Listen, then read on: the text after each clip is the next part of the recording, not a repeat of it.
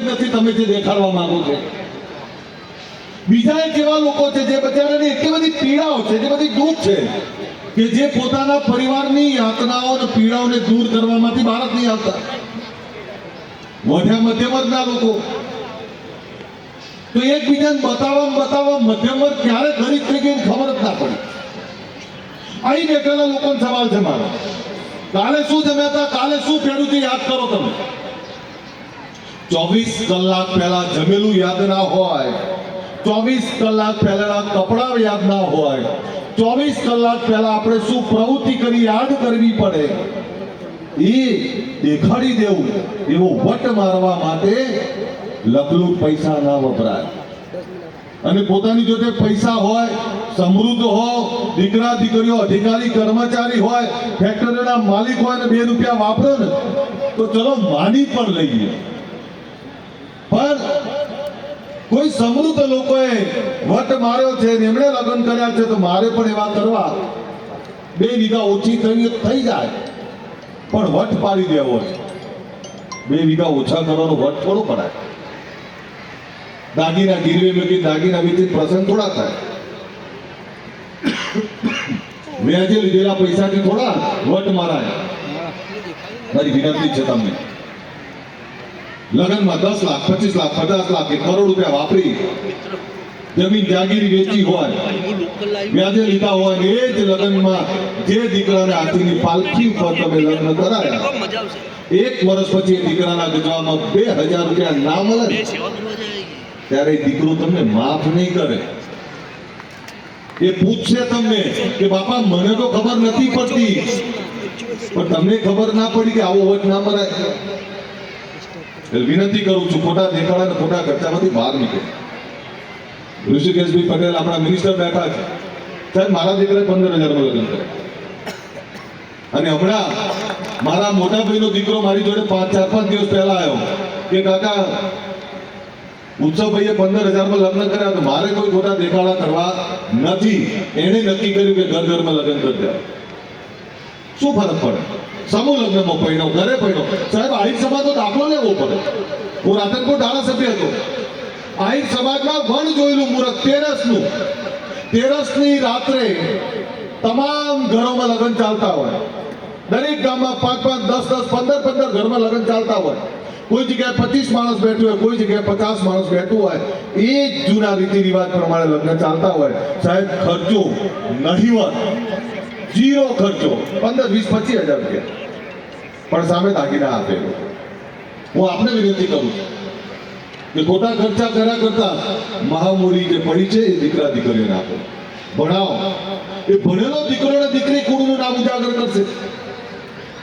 જે સમાજો સમૃદ્ધ થયા એ સમાજોની ઈર્ષા કરવાના બદલે એ સમાજોમાંથી શીખીએ. સાહેબ હું આજે રાજ્ય સરકાર આદરણીય ભૂપેન્દ્રભાઈ પટેલનો આભાર માનું, ઋષિકેશભાઈનો આભાર માનું કે ગાંધીનગરમાં આપણે કમ્પ્યુટર સંમેલન કર્યું રાતના 3 વાગે.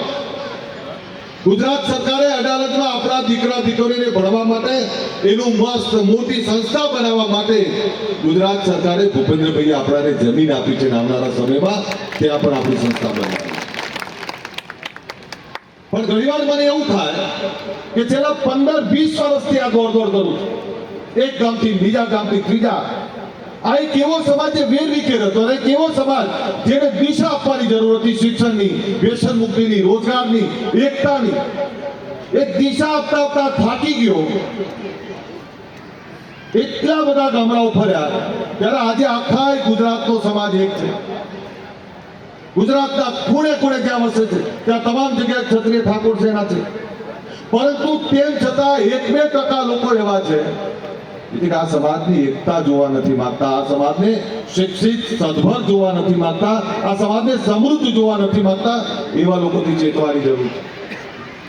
ઘણા લોકો એવું કે તમે એક કરવા આવ્યા, એક તો થઈ ગયો, હવે તમે તોડવાના પ્રયત્ન કરો છો. એવા લોકોને રોકવાની જરૂર છે.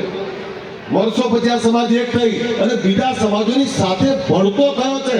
નહીતર આપણે તો એક જ વાત કરી, કાઢો પેલી કાઢ પેલી. તો મેં તો આગેવાનને પૂછ્યું હતું કે સાહેબ આ તલવાર કોના માટે કાઢી છે, મને કહો તો ખરા. દુનિયા અંતરિક્ષમાં પહોંચી ગઈ, લોકો શિક્ષણની ક્રાંતિ તરફ વધ્યા, લોકો ફેક્ટરીના માલિક થઈ ગયા. તમે હજુ તલવારોની જ વાત કરો છો. સમાજને સાચી દિશા આપવી પડે. આગેવાન એ કહેવાય જે સમાજને કડવી સાચી વાત કરે. તમે ફેક્ટરીના માલિક થશો સાહેબ, આ વટ કહેવાશે. દીકરો દીકરી અધિકારી કર્મચારી કે ડોક્ટર એન્જિનિયર કે આઈએસ આઈપીએસ બનશે, આ વટ કહેવાય. બીજા સમાજોને ક્યાંક તમને જોઈને એવું કહેવાનું મન થાય, વાહ ઠાકોર ક્યાં બાત હે, આ વટ કહેવાય સાહેબ. અને એ જીવન જીવવું પડે.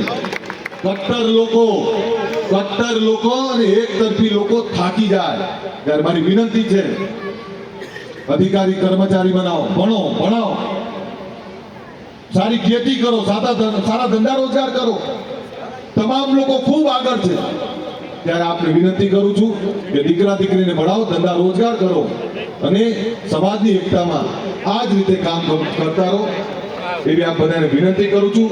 ફરીથી મારા લાલભાઈને હું અભિનંદન આપું કે લાલભાઈ તમે ખૂબ સુંદર આયોજન કર્યું છે. માં ભગવતીને પ્રાર્થના કરું કે તમને આથી વધારે સારું કામ કરવાની તાકાત આપે. સાહેબ ઘણી વાર એવું થાય કે આ સમૂહ લગ્નનો ખર્ચો આપણે લાખ રૂપિયા હોય, વાત કરું લાખ રૂપિયા સમૂહ લગ્નનો ખર્ચો હોય ત્યારે મારા જેવો વચ્ચે ઉભો થઈને એવું કે જોજો ઠાકોર સેવા 1 રૂપિયો કોઈનું લેવાનું નહીં, લ્યો 1000 રૂપિયા મારા, પેલા 99,000 ક્યાંથી લાવાય? કોઈ પણ પ્રસંગ, કોઈ પણ બાબત સર્વ સમાજ સાથે નહીં જોડાય તો થાકી જઈશું આપણે. સર્વ સમાજ જોડાય એટલે જ આવા પ્રસંગો થાય. મને ખબર છે કે લાલભાઈના પ્રસંગમાં એ પાટીદાર સમાજ હોય એ તમામ સમાજો લખલું દાન કરે છે ને એટલે આટલા ખર્ચા કરી શકે છે, બાકી ના થાય. હું એ તમામ દાતાઓ, તમામ શ્રેષ્ઠીઓનું નમન કરું છું. એ તમામ દાતાઓનો આભાર માનું છું કે આ દીકરીઓના પ્રસંગ બનાવવા અનેક ગુજરાતમાં જે કઈ દાતાઓ છે એ ચાહે ઠાકોર હોય, પાટીદાર હોય કે તમામ સમાજના, એ તમામ સમાજના દાતાઓને વંદન કરું છું કે આવા પ્રસંગોમાં જે દાન કરો છો, માં ભગવતીને પ્રાર્થના કરું કે તમે જેટલું દાન કરો છો એનું અનેક ગણું તમને માં ભગવતી આપે. એ જ વિનંતી સાથે મારી વાત પૂરી કરું. અસ્તુ. જય હિન્દ, જય જય ગરવી.